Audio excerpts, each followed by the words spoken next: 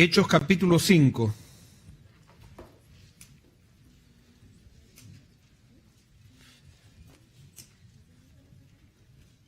Versículos 17 en adelante. Dice lo siguiente: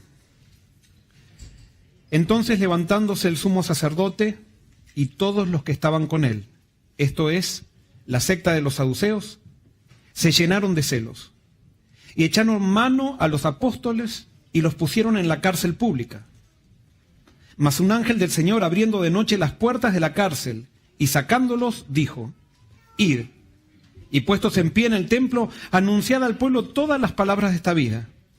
Habiendo oído esto, entraron de mañana en el templo y enseñaban. Entre tanto vinieron el sumo sacerdote y los que estaban con él, y convocaron al concilio y a todos los ancianos de los hijos de Israel, y enviaron a la cárcel para que fuesen traídos.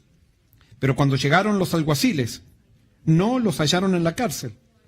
Entonces volvieron y dieron aviso, diciendo: Por cierto, la cárcel hemos hallado cerrada con toda seguridad, y los guardas afuera de pie ante las puertas, mas cuando abrimos, a nadie hallamos dentro.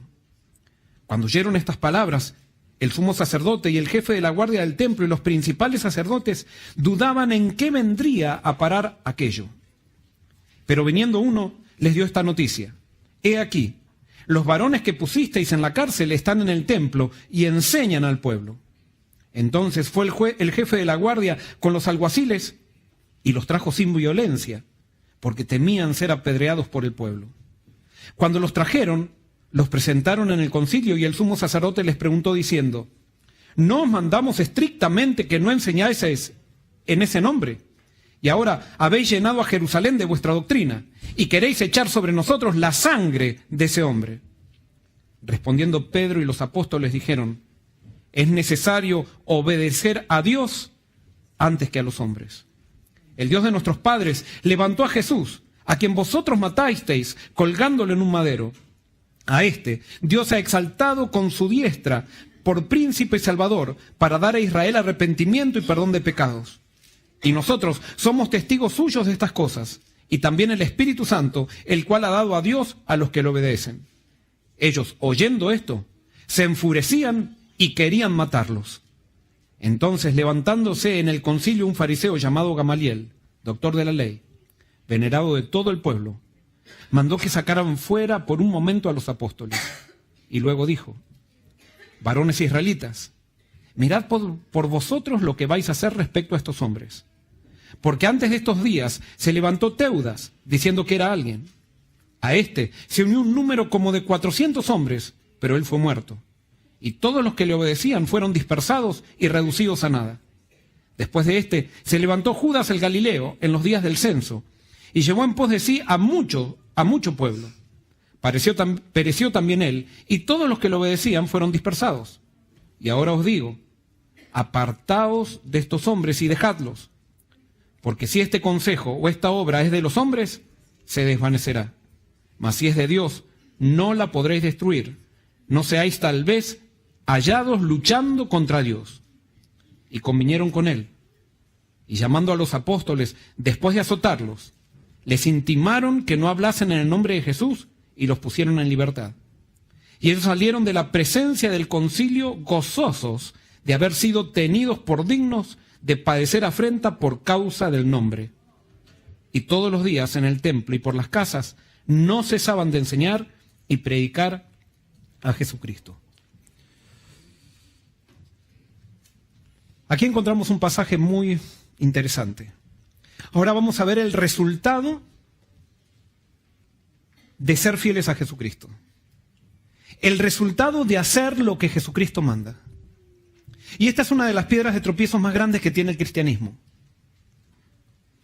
¿Por qué? Porque nosotros quisiéramos ser fieles a Jesucristo, pero nunca perder la comodidad. Y la Biblia nos da a entender por todos lados que toda persona que quiera ser fiel a Jesucristo va a tener que renunciar a su comodidad. Los apóstoles estaban dispuestos a esto. Pero hubo un sector del pueblo de Dios, si podríamos decir así, que no estaba dispuesto aceptar las demandas que Jesucristo traía para su reino. Y es más, comienza este pasaje, nosotros ya habíamos analizado en otros sermones qué era lo que estaban haciendo los apóstoles, cómo estaban haciendo milagros, y comienza el pasaje, dice en el versículo 17, entonces levantándose el sumo sacerdote y todos los que estaban con él, esto es la secta de los saduceos, se llenaron de celos. ¿Celos de qué? ¿De qué tuvieron celos estos dirigentes religiosos? ¿Por qué hasta ese momento no habían tenido celos de nadie?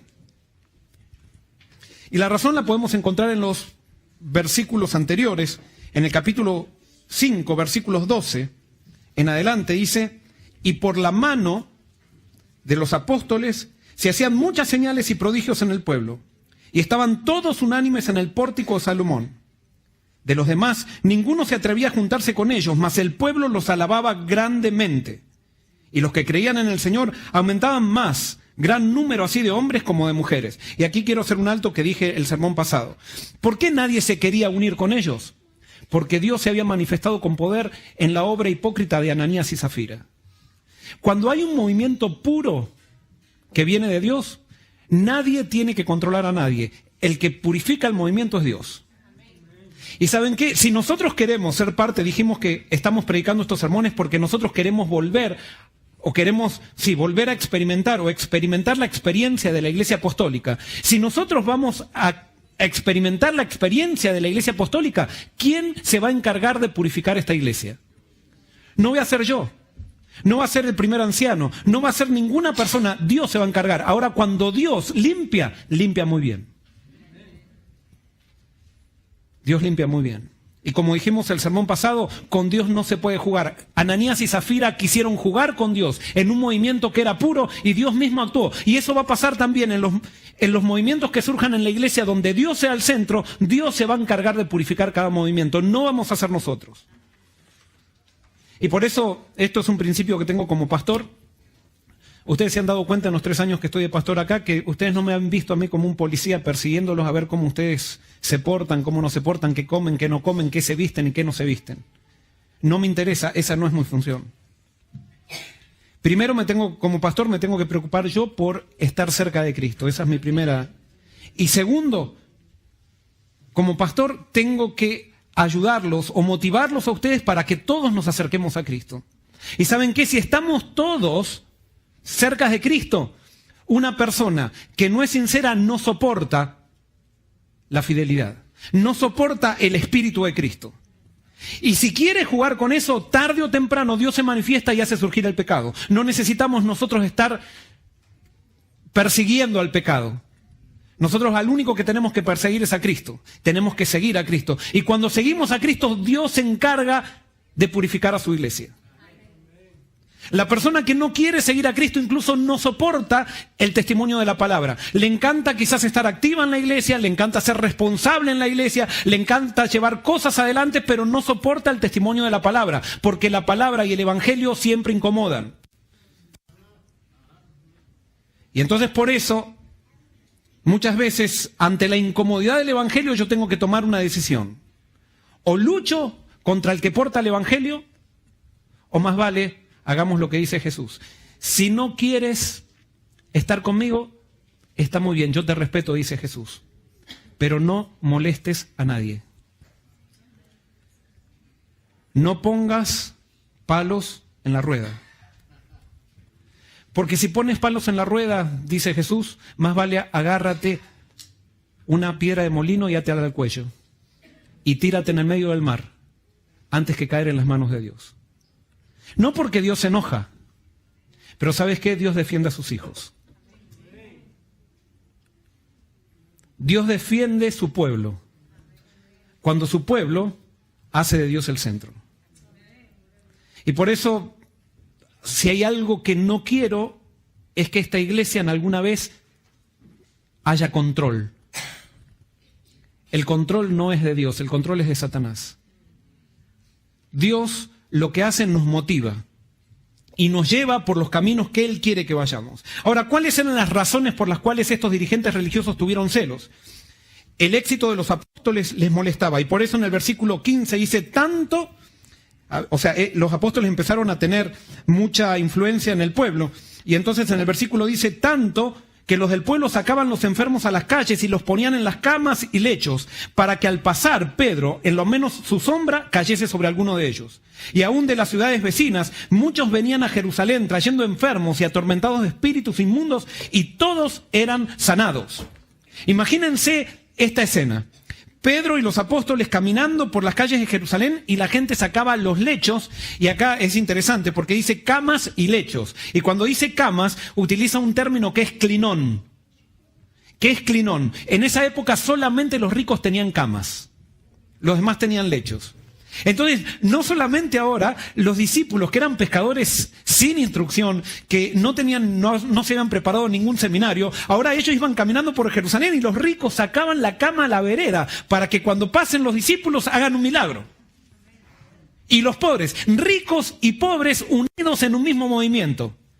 Ya no había diferencia, lo que los unía a todos era Cristo. No estaban compitiendo los unos con los otros, quién tenía más, quién tenía menos, no. Cada uno aprovechaba los talentos del otro, se unían y hacían un movimiento. Pero eso, ¿saben qué? Empezó a despertar los celos de los dirigentes religiosos. ¿Por qué? Porque ahora los apóstoles traían poder a la iglesia. Ahora traían algo vivo, traían cambio. Pero esta gente que lo único que hacía era aburrir a la gente con temas, no con temas podríamos decir, sino con mensajes que eran siempre lo mismo, que no hacían crecer a nadie. Ahora empiezan a sentirse celosos. Y no lo digo yo, lo dice la Biblia.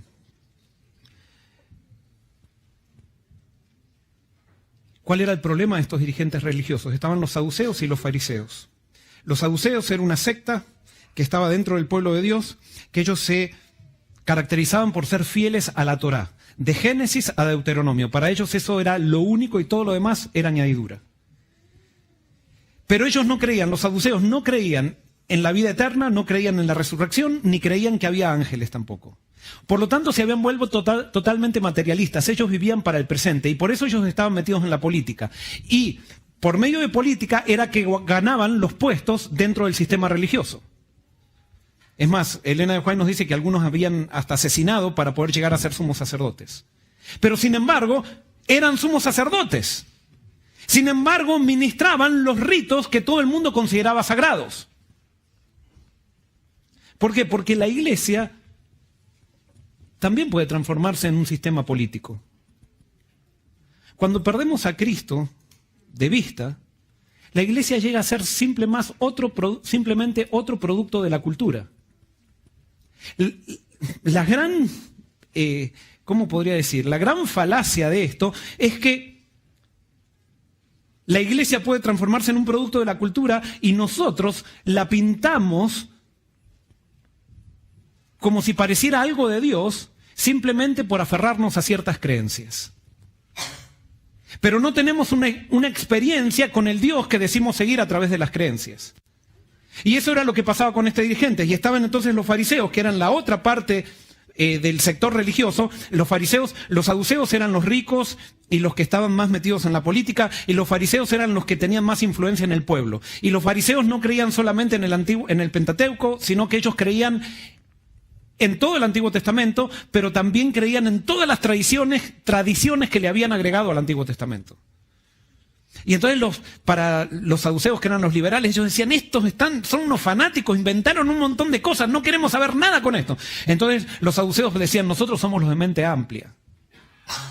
Nosotros somos los que... Y los fariseos eran los que estaban viendo si colaban el mosquito, si no lo colaban, si se vestían así, si comían esto, si comían lo otro. ¿Saben qué? La historia se repite. Lo que eran los saduceos eran los liberales de hoy y los fariseos eran los conservadores de hoy. Todos siguiendo un sistema religioso, pero no siguiendo al Dios de la religión. Y lo que Jesús vino a traer a través de los apóstoles es enseñarle a la gente es que Dios es el centro de la religión y no es el sistema creado por los humanos el fin de la religión. Eso es un medio simplemente para poder servir mejor. Pero cuando nosotros hacemos del sistema que se creó para servir a la gente, empezamos a servir al sistema, entonces estamos en un problema. Y eso era el problema que estaban viviendo allí los apóstoles. Ojo, los apóstoles no estaban denunciando al sistema. Lo que ahora empezó a hacer es que cuando dentro de un sistema muerto comienza a surgir un movimiento vivo, al sistema muerto eso le comienza a molestar.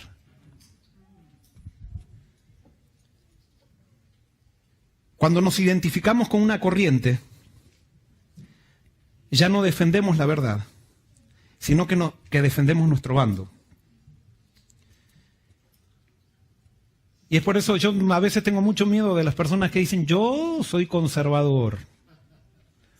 O la otra, yo soy una mente amplia. Yo entendí la gracia de Dios y no entiendo los otros cerrados, ignorantes, que no entienden nada. Me cuido mucho de eso porque yo tengo la tendencia de ser así también, pero eso es un engaño de Satanás. Dios no nos pide que estemos en ningún bando. Dios nos pide que seamos fieles a Jesucristo. Porque cuando empezamos a estar en un bando, nos empezamos a tirar flores con el del bando que está al mío. Entonces, para que Él me invite a mí a un evento que Él hace, yo lo invito a mi evento. Y empezamos a intercambiarnos regalos y alabanzas y un montón de cosas. Y entonces ya no terminamos buscando la verdad, sino que lo que buscamos es agradar a las personas que están dentro de nuestro bando. Y entonces antes de pensar por nosotros mismos empezamos a decir, ¿y qué pensará el que está al lado mío? Más vale no digo esto porque si el que piensa al lado mío no concuerda, entonces voy a tener problemas. Ahora, los discípulos con su mensaje estaban amenazando el sistema de seguridad y comodidad que los dirigentes religiosos habían construido. ¿Por qué? Porque los discípulos estaban predicando que Jesús había resucitado y que Jesús era el Mesías. ¿Qué pasaba? Ellos veían esto, que si se seguía predicando esto, ¿qué iba a pasar con el templo? No se iba a poder hacer más que en el templo. No se iba a poder hacer más sacrificios. Entonces la gente no iba a poder ir al templo, no iba a querer ir más al templo. ¿Qué pasaba? Si no había más sacrificios, ¿qué hacían con todas las personas que ministraban los sacrificios? Que había turnos y había un montón de gente que iba y que venía. Y ellos, imagínense, porque tenemos argumentos muy, muy solidarios para cuando queremos defender a ellos, decían, pobres familias, estos están amenazando con su predicación a muchas familias que se pueden quedar después sin nada para comer. Ahora, ¿qué pasaba si no había más sacrificios también? Los sacerdotes habían creado un sistema que ellos vendían los animales del sacrificio y a través de esos animales sacaban muchísimo dinero para ellos. Y entonces todo el dinero que estaba entrando al sistema para alimentar todo el aparato, que era para beneficiarse a ellos mismos, iba a caducar si aceptaban la enseñanza de los apóstoles. Entonces se acababan las vacaciones para los sacerdotes, se acababan las mesas con mucha comida que era un poco diferente a lo que comía el pueblo común. Se acabaron los viajes a Alejandría, los viajes a Roma, y se acababan un montón de cosas. Entonces no podían, ellos estaban muy contentos, habían vivido por años queriendo tener todo ese sistema que les daba seguridad, habían ambicionado llegar a este momento para tener esta plataforma y poder gozar de toda esta comodidad. Y ahora resulta que unos pescadores ignorantes que no tenían formación, que no se habían criado en ninguna universidad, estaban poniendo en duda todo eso, o estaban amenazando todo eso. Y lo peor del caso es que si Jesús era el Mesías, como predicaban los apóstoles, entonces ellos serían considerados unos asesinos. No era fácil. No era fácil ni para ellos ni era fácil para los apóstoles. Pero eso les produjo celos a ellos. ¿Por qué? Porque los apóstoles estaban ganando el favor del pueblo y al final todo tiene que ver con una guerra de poder. ¿Quién tiene más poder? Y fíjense esta cita, entonces ellos reúnen al Sanedrín. Ahora fíjense por qué a ellos les gustaba estar en el Sanedrín. Dice así, siglo tras siglo, Jesús ha atestado entregando sus bienes a su iglesia. En el tiempo del primer advenimiento de Cristo a nuestro mundo, los hombres que componían el Sanedrín ejercían su autoridad, ¿para qué? Para controlar a los hombres de acuerdo con su voluntad. De este modo, las almas que Jesús había venido a salvar de la esclavitud de Satanás por medio de su vida eran sometidas de otra manera a la servidumbre del enemigo. Y acá viene algo tremendamente importante. Cristo vino a salvarnos de la esclavitud de Satanás, pero la esclavitud de Satanás se manifiesta cuando un hombre se esclaviza a otro hombre. Cuando alguien, un ser humano, se somete a otro ser humano. Lastimosamente, las instituciones religiosas muchas veces se apartan del plan original de Dios y nos quieren hacer pensar, las grandes instituciones religiosas, que nosotros no podemos pensar y que solamente un grupo de personas es la que piensa. Eso no es el movimiento que Dios estableció. No ha sido nunca la iglesia de Dios. La iglesia de Dios, Dios siempre le ha dado poder al individuo. No para actuar independientemente, pero para actuar como individuo y aportar al sistema, aportar al movimiento. Y ahora, fíjense, Elena de White hace una aplicación de esto.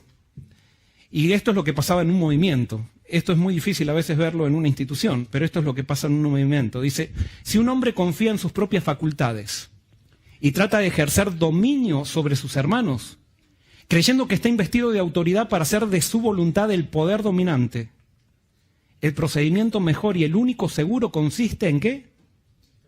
En quitarle el puesto para que no se haga un gran daño y él mismo pierda su propia alma y ponga en peligro el alma de otros.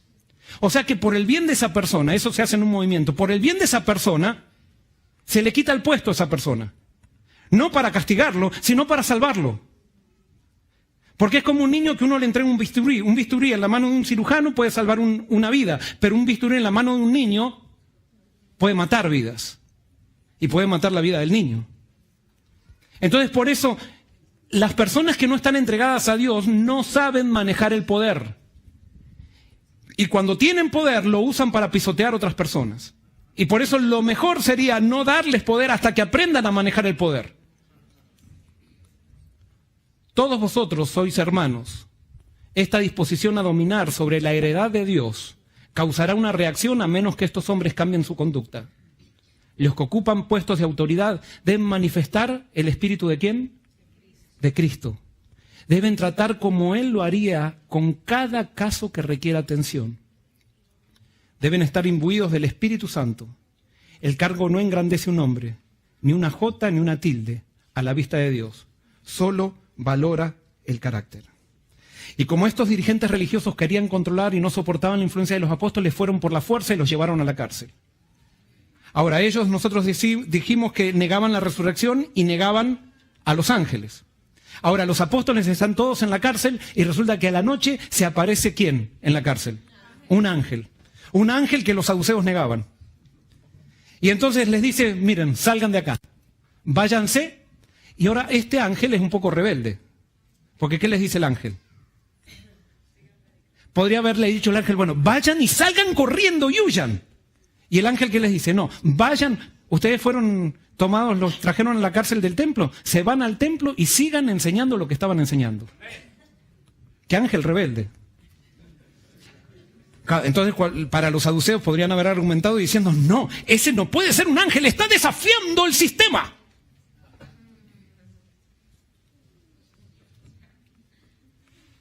¿Cómo nos gusta a los seres humanos carnales crear plataformas donde nos hacemos importantes y donde queremos mostrar nuestro poder sobre otros? ¿Se acuerdan cuando Nicodemo se acercó a Jesús? Nicodemo se acerca a Jesús y le dice, Maestro, sabemos que has venido de Dios. Cuando Nicodemo estaba diciendo sabemos, ¿qué le estaba queriendo decir a Jesús? ¿Cómo? Sí, pero cuando hablaba en plural, sabemos, había más de uno, le estaba queriendo decir, Maestro, yo pertenezco al... Cuando decía sabemos, estaba queriendo, entre paréntesis, soy del Sanedrín, un grupo muy importante acá, ¿eh? A las personas que les gusta ostentar poder, les gusta hablar en plural. Por ejemplo, no sé, quizá me van a crucificar después de esto todo que estoy predicando. Pero yo, por ejemplo, soy teólogo, ¿no? Entonces, alguien me hace una pregunta, bueno, estamos investigando sobre este tema, y cuando digo estamos investigando con él, le estoy diciendo, escúchame, yo pertenezco a un grupo que es al cual tú no perteneces. y estamos investigando quiere decir que yo pertenezco a ese grupo importante, y lo que te voy a decir va a ser muy importante, porque no, hay un montón de gente, yo soy tan importante que pertenezco a esa gente. ¿Saben qué? Toda ostentación de poder externo es una manifestación de inseguridad personal. Cuando yo necesito recurrir a una autoridad que va más allá de la verdad para decir que tengo la verdad, quiere decir que no siento que realmente tengo la autoridad para decir lo que digo.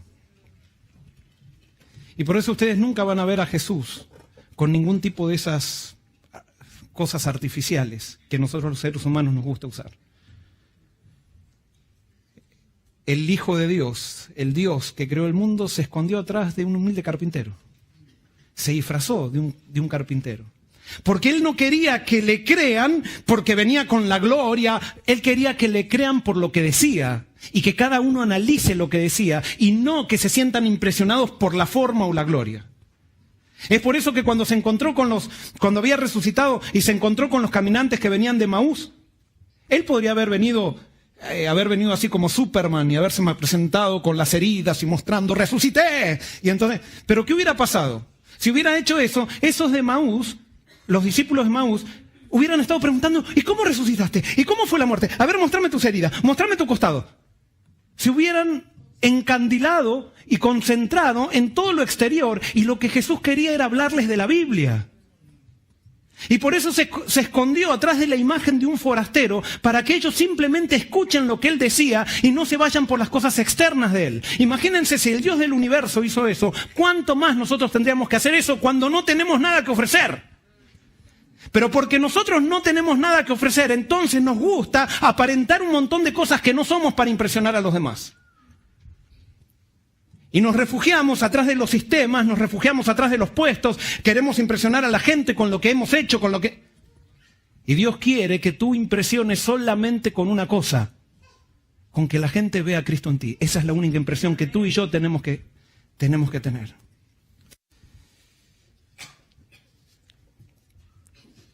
Este ángel les dice, vayan y enseñen. Y ellos van y enseñan.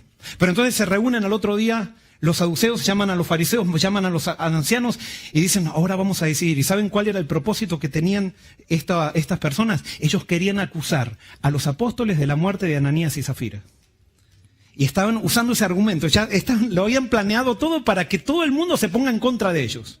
Pero ahora resulta que se están por reunirlos, están por acusar, y dice, vayan a traerlos. Y cuando van a traerlos, resulta que no están. Pero resulta que los guardias no se durmieron. Y resulta que nadie vio cómo se abría la puerta. No había ninguna prueba de que la puerta se haya abierto. Y entonces ahora ellos tienen una evidencia de aquello que no creían. Hay un mundo espiritual que ellos no creían. Y ellos tenían que creer o rechazar. Pero decidieron rechazar, porque vuelvo a repetir algo que siempre digo. No importa cuántas veces se te aparezca Dios, no importa cuántos ángeles te mande, no importa si te encuentras con Moisés, con Elías o con el que sea, no importa que te lleve al cielo, si tú decidiste no creer, no vas a creer igual. Porque la fe no es por vista. La fe tiene que ver con una actitud. Y es estar dispuesto a quebrar mi propio orgullo. Es estar dispuesto a quebrar mis esquemas mentales para entrar en los esquemas mentales de Dios. Y como nosotros somos tan orgullosos y somos tan rígidos, no queremos pensar que Dios puede ser diferente a lo que nos han enseñado. Y entonces allí se arma, dicen, no están. Y entonces empiezan a decir, ¿qué es lo que pasa? Y en eso que estaban diciendo, averigüen qué es lo que pasa. Viene uno y dice, no, ¿saben dónde están los apóstoles? Están enseñando en el templo, en el mismo lugar donde los llevaron a la cárcel. Y entonces ahora el versículo es muy interesante. Dice que cuando oyeron estas palabras, el sumo sacerdote y el jefe de la guardia del templo y los principales sacerdotes dudaban en qué vendría a parar todo ello. No estaban acostumbrados a que las cosas se les salgan de los esquemas. ¿Y sabes qué? Cuando tú eres un seguidor de Dios, Dios continuamente te va a sacar de tus esquemas. Y si nosotros queremos ser parte de la iglesia de Dios, más vale que nos acostumbremos a ser flexibles. Porque Dios nos va a mandar una cosa, nos va a mandar otra, nos va a mandar otra, y nosotros, como somos sus seguidores, vamos a tener que adaptarnos a Él. Pero nosotros muchas veces queremos que Dios se adapte a nosotros en vez de nosotros adaptarnos a Él.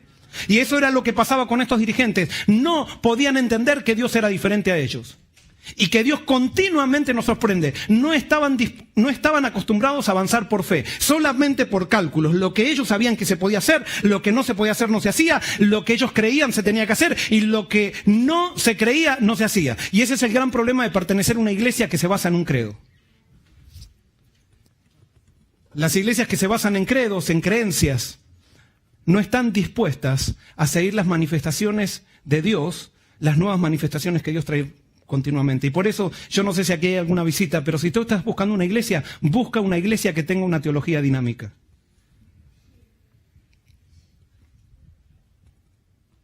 ¿Por qué soy parte del movimiento adventista? Porque el movimiento adventista tenía solamente un credo. ¿Cuál era ese credo? No traje, me hubiera gustado traer las citas cuando se fundó la iglesia adventista, que los pioneros dijeron, la Biblia es nuestro credo. Y había una actitud, estar siempre dispuestos a estudiar la Biblia. Estar siempre dispuestos a analizar cualquier cosa que viniera con la Biblia. No con lo que creímos, no con lo que me enseñaron, sino con la Biblia. Y entonces Jaime Huay decía, cuando nosotros tenemos esa actitud que la Biblia es nuestro credo, entonces cada vez que el Espíritu Santo traiga una verdad nueva, vamos a ir a la Biblia y la vamos a confirmar o la vamos a rechazar. Pero Jaime Huay decía, pero si nosotros hacemos un credo, hacemos un credo, un sistema de creencias o lo que sea, ¿qué va a pasar? Cuando el Espíritu Santo traiga algo que sea diferente a nuestro sistema de creencias, nos vamos a quedar con el sistema de creencias y no con el Espíritu Santo. Y por eso los pioneros dijeron, bajo ningún punto vamos a hacer un credo. El credo es nuestra Biblia. O mejor dicho, la Biblia es nuestro credo. Y eso fue lo que determinó que seamos adventistas. Y toda persona que acepta este principio es adventista. Donde no es la iglesia que interpreta la Biblia por el ser humano, sino que los seres humanos en diálogo comunitario y en oración estudian la Biblia para saber cuáles son las creencias de la Biblia. Ese es el movimiento adventista y fue el movimiento que en 2 generaciones llegó a todas partes del mundo. Y eso era lo que eran los apóstoles también. Y entonces le dijeron, traigan a los apóstoles. Y entonces fueron los alguaciles y trajeron a los apóstoles, pero iban con toda la ira para traerlo, pero cuando llegaron al templo, estaban rodeados ¿de quién? De toda la gente. Y cuando vieron que toda la gente estaban todos contentos con los apóstoles, con los que le estaban enseñando y que le estaban sanando, dijeron, no los toquen porque si los tocamos nos matan. Esa es la clase de gente que rodea, la clase de gente que rodea a dirigentes religiosos que no son espirituales.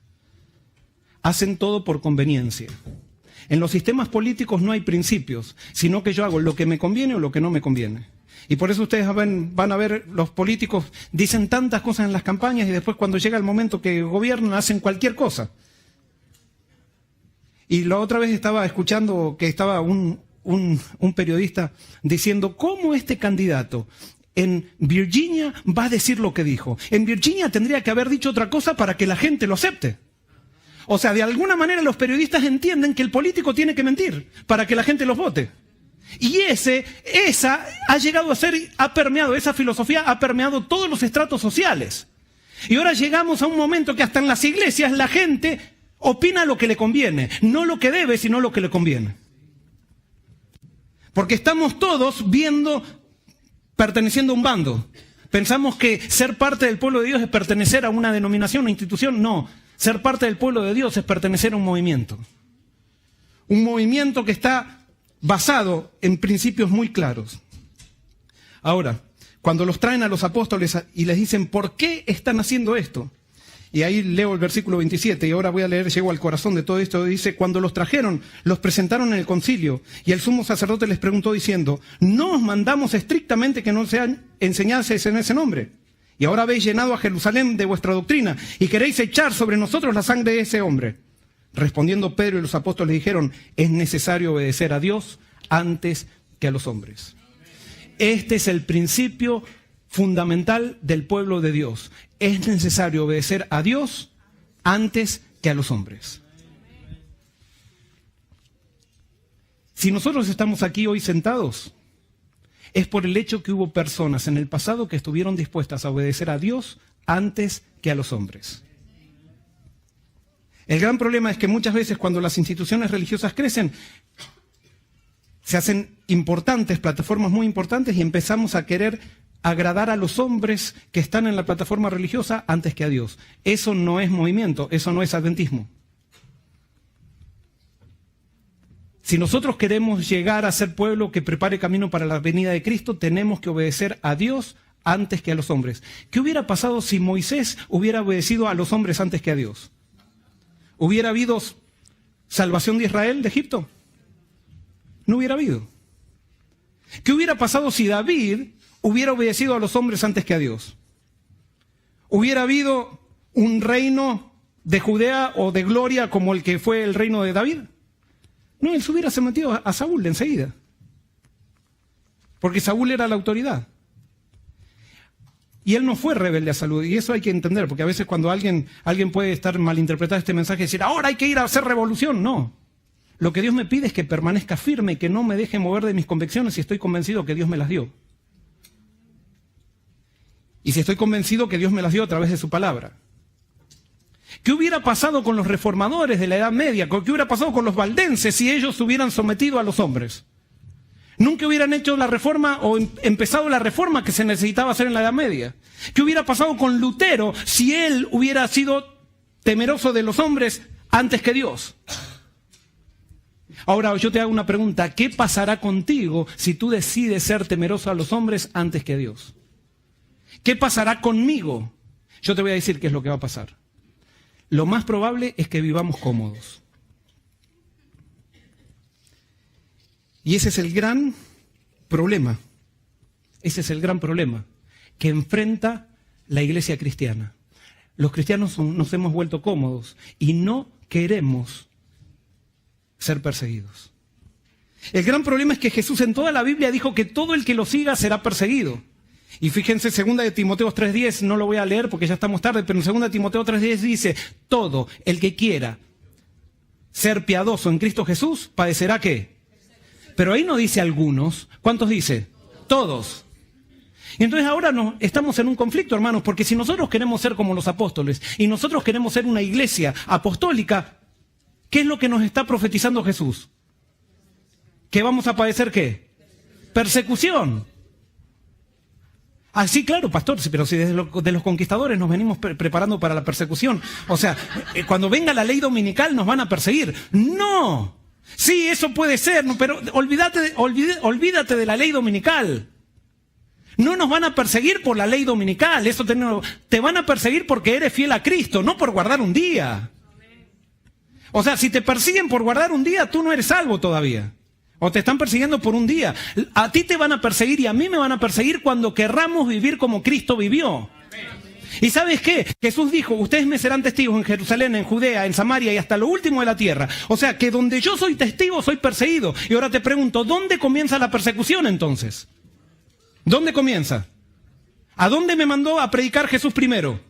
A Jerusalén. Entonces la persecución siempre comienza por Jerusalén. Lo dice acá en Hechos de los Apóstoles. No, es que nos van a perseguir la bestia. ¿Qué bestia ni bestia? Entrégate a Cristo ahora y te va a empezar a perseguir tu familia. Entrégate a Cristo ahora y te van a perseguir en la universidad. Entrégate a Cristo ahora y te van a perseguir en todos lados porque no hay excepción. Todo el que quiera vivir piadosamente en Cristo Jesús padecerá persecución. El conflicto de los siglos dice que cuando la iglesia se despierte es inevitable que no sea perseguida. Ahora te hago una pregunta, ¿tú estás siendo perseguido? Entonces alguien puede decir, la verdad que no estoy siendo perseguido. Entonces a la salida va y le pega una patada a alguien de la iglesia para que lo persiga. La única persecución que vale y que es confirmación de que tú estás haciendo la obra de Dios es cuando te persiguen por ser como Jesús. No es por lo que dices, sino es por tus actitudes que se manifiestan también en lo que dices. ¿Por qué? Porque la persona que tiene una encomienda de Jesús, que tiene un mandato de Jesús, que tiene una misión de Jesús, no está evaluando si le conviene decir esto o no le conviene. Lo dice porque la palabra de Dios lo dice. Punto. No, pero es que por ahí no me quieren más en esta iglesia. Y bueno, si no me quieren más, vete a otra entonces. Si te echan, Dios te mandará el camino, te tendrá otra iglesia. Pero no podemos vivir con un espíritu de cobardía. Y alguien que me escucha predicar puede decir, entonces, pastor, ¿usted es valiente? No. No. Soy muy cobarde. Y como no he venido a hablar de mí, por eso no te voy a contar todas las cosas, todas las veces que fui cobarde en mi vida. Pero hay algo que tengo claro, que si quiero ser parte del movimiento final, tengo que ser como Cristo Jesús. Y si quiero ser como Cristo Jesús, voy a padecer persecución. Y si voy a padecer persecución, tengo que aceptarla como fruto de mi ministerio. Y si no me gusta, tengo que dejar esto. Y si no te gusta a ti tampoco, no pongas palos en la rueda. Porque si esto viene de Dios, hermano, si esto viene de Dios, no te encuentres poniendo palos en la rueda. Porque ahora aparece el principio de Gamaliel. Cuando los discípulos dicen, no es necesario obedecer a Dios antes que los hombres, los saduceos y los sacerdotes se les llenó así, se les empezó a inflar la vena, se les pusieron los ojos rojos y querían matarlos, ahí mismo querían matarlos. Los dirigentes del pueblo de Dios, los que decían que guardaban los 10 mandamientos, los que decían que ellos tenían la herencia del pacto y que Dios les había dado todo, ahora querían matarlos ahí mismo. Las incoherencias de la vida religiosa sin Cristo. Y entonces Gamaliel senta un principio que tendría que ser el principio de toda iglesia de Dios. ¿Qué dice Gamaliel? Dice, versículo 38, y ahora os digo, apartaos de estos hombres y dejadlos, porque si este consejo o esta obra es de los hombres, se desvanecerá. Mas si es de Dios, no la podéis destruir. No seáis tal vez llamados luchando contra Dios, hallados luchando contra Dios. Ese es el principio de la iglesia de Dios. Y ahora quiero decirte algo. Jesús siempre habló de una iglesia perseguida. En toda la Biblia nosotros encontramos una iglesia perseguida. Es más, en el Apocalipsis se habla de una iglesia perseguida. Ahora, lo más interesante, y esto quiero que prestes atención bien, Jesús nunca habló de una iglesia perseguidora. Nunca. Es más, la Biblia habla de iglesia perseguidora. Pero dice que esa es la evidencia de que esa iglesia no está con Dios. Entonces, cuando tú encuentres un cazador de herejes dentro de la iglesia, recuerda que ese cazador de herejes no pertenece a la iglesia de Dios. No importa cómo se llame, no importa qué puesto tenga, no pertenece a la iglesia de Dios. En toda la Biblia dice que todo hijo de Dios será perseguido, pero nunca vas a ver que dice, y Jesús dijo, y todo el que sea fiel a mí perseguirá a los que los persiguen. O perseguirá al que no cree como él. En ningún lado lo ven eso. Cuando la iglesia se corrompe, comienza a tratar de encontrar herejes. Y eso fue lo que pasó en la Edad Media. Cuando la iglesia se corrompió, comenzaron a hacer énfasis en las creencias y el que no creía como tenía que creer, entonces era perseguido y era quemado o era llevado a la hoguera o lo que sea. O sea, era quemado igual. Y por eso nunca vas a encontrar a alguien del pueblo de Dios persiguiendo. Y por eso no te dejes engañar por aquellos que piensan que están defendiendo la iglesia, porque el único que defiende la iglesia es Dios. Si es su iglesia, porque no es mi iglesia. Jesús es la cabeza de esta iglesia. Ahora, lo interesante era lo que provocaba la persecución en los discípulos. Y terminaron cuando Gamaliel dijo lo que dijo, fue utilizado por Dios. Los saduceos se les retorció el estómago, pero como había también muchos fariseos allí, que Gamaliel era de fariseos y Gamaliel era respetado, nos dijeron, está bien. Pero vamos, danos, por favor, danos una chanza. No hagamos todo como tú dices. Tan siquiera peguémosle un poquito. Peguémosle un poquito. Versículo 40 dice, y llamando a los apóstoles después de azotarlos, les intimaron que no hablasen en el nombre de Jesús y los pusieron en libertad. Te voy a decir algo. Tú puedes callar a un predicador con una amenaza, pero nunca vas a poder callar a un discípulo de Cristo. La amenaza para un discípulo de Cristo es como... No es que lo va a hacer de rabia, pero le resbala.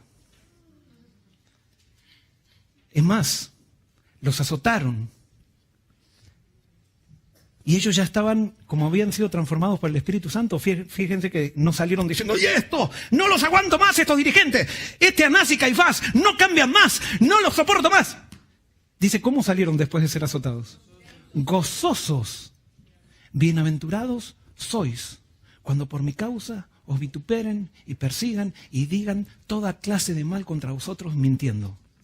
Bienaventurados no dice, te debes considerar. Bienaventurado sois. Eso es un milagro. Alguien puede decir masoquista. No, es un milagro. ¿Sabes de dónde viene la felicidad de esta? De los apóstoles. Yo les hago una pregunta. ¿Había algún apóstol valiente? Es más, el que más se nombra aquí, ¿quién había sido? Pedro, el más cobarde.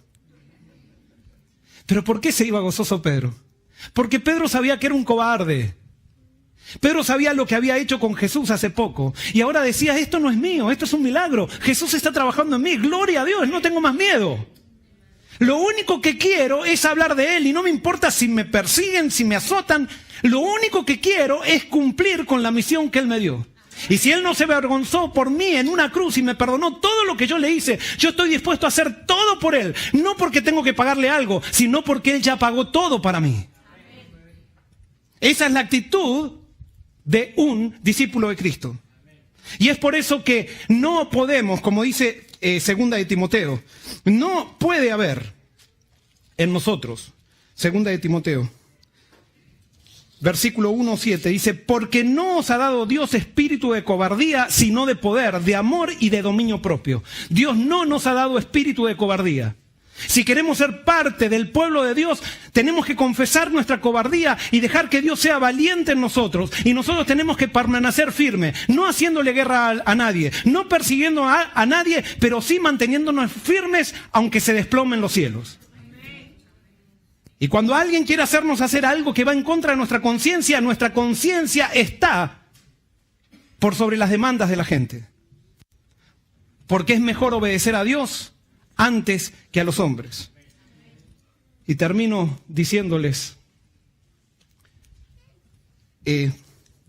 vuelvo para ahí, termino diciéndoles, la Biblia dice que la obra final va a terminar con un movimiento que Dios le llama a los 144.000.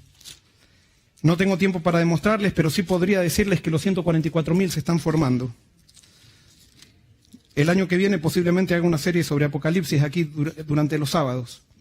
Pero dice, es muy interesante lo que dice, que ¿qué es lo que van a predicar este movimiento? Dice, vi volar por el medio del cielo otro ángel que tenía el evangelio eterno para predicarlo a los moradores de la tierra, a toda nación, tribu, lengua y pueblo. Apocalipsis 14, 6 y 7 ahora. Diciendo a gran voz, temed a Dios y dadle gloria porque la hora de su juicio ha llegado, y adorad a aquel que hizo el cielo y la tierra, el mar y las fuentes de las aguas. En otras palabras, el primer mensaje que tienen estas personas dicen, temed a Dios, no teman a los hombres, teman lo que Dios dice, no lo que los hombres dicen, no teman a los sistemas, teman solamente a Dios, no se sometan a nadie, solamente a Dios y a su palabra. Ese es el mensaje de los 144.000. Y por eso, si tú y yo no estamos dispuestos ahora a ejercer espíritu de valentía, no podemos ser parte de ese movimiento. Y entonces el segundo mensaje dice, diciendo, ha caído Babilonia, la gran ciudad, porque ha hecho beber de todas las naciones del vino del furor de su fornicación. Ha caído Babilonia. Y ahora hago una pregunta, ¿qué es Babilonia en el Apocalipsis? ¿Qué es Babilonia? Y enseguida cuando nos preguntan ¿qué es Babilonia? Nosotros decimos, son todos los que no son nosotros. Es muy fácil esa definición, muy sectarista, muy soberbia, muy petulante y muy fuera del evangelio. Y no te lo voy a demostrar, pero ¿sabes qué es Babilonia en la Biblia? Babilonia es poner a la institución religiosa por sobre Dios. Eso es Babilonia en la Biblia. Y no importa en qué iglesia estés metido, si tú pones a la institución religiosa por sobre Dios, tú eres parte de Babilonia. Y ahí hay por ahí gente que dice, la iglesia adventista es Babilonia. Acá no, la iglesia adventista, Babilonia es un espíritu. Hay personas en la iglesia adventista que ponen a la iglesia por sobre Dios. Esas personas no son adventistas y tienen el espíritu de Babilonia. Pero hay un principio fundamental que guía este movimiento. ¿Y cuál es? La Biblia es nuestro credo. Centrados en Jesucristo. Ese es el movimiento al cual tú y yo pertenecemos y al cual hemos sido llamados a invitar a otros a que formen parte, para que terminemos la obra que Dios nos encomendó. Porque es necesario obedecer a Dios antes que a los hombres. Vamos a terminar cantando este canto que era el canto lema el año pasado, Mi fortaleza es Jehová, que es, de alguna manera, resume lo que estábamos diciendo. Vamos a ponernos de pie.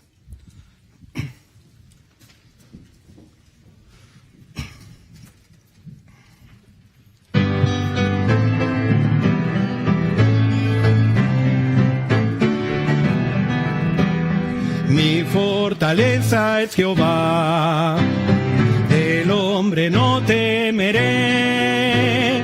Dios guarda a quienes le aman y en él yo esperaré.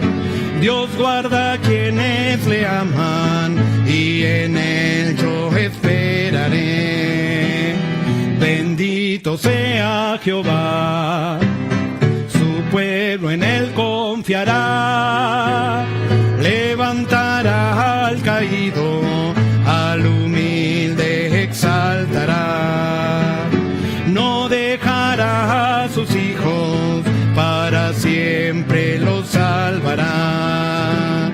Mi fortaleza es Jehová.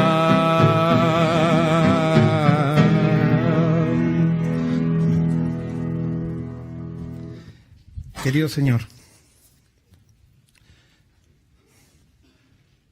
a veces estudiar tu palabra, Señor, incomoda mucho.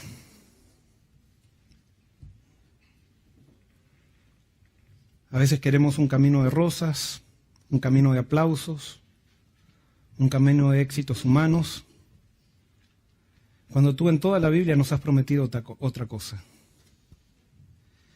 Señor, muchas veces nos confundimos. Así como estaban confundidos los apóstoles antes de pasar por el Calvario. Hoy, Señor, te queremos pedirte que nos des una visión de lo que significa tu reino. Que nos des una visión de Jesús, de lo que significa seguirlo. Y danos el privilegio de poder tener la bienaventuranza de que cuando nos persigan podamos tener esa actitud de los discípulos. Señor, vence nuestra cobardía en nosotros. Haz que Jesús sea valiente en nuestros corazones. Y Señor, si para eso tienes que humillarnos y mostrarnos cuán débiles somos, estamos dispuestos, aunque no lo entendemos. Pero haznos totalmente dependientes de ti. Te pedimos que esta iglesia pueda estar dispuesta, Señor, a pasar por la bienaventuranza de la persecución. Todos los que la formamos. Que podamos estar dispuestos a permanecer firmes aunque se desplomen los cielos. Señor, gracias porque podemos hacerlo solamente por Jesús. Y como es tu voluntad darnos el Espíritu de Jesús, en eso confiamos y te lo agradecemos en su nombre. Amén.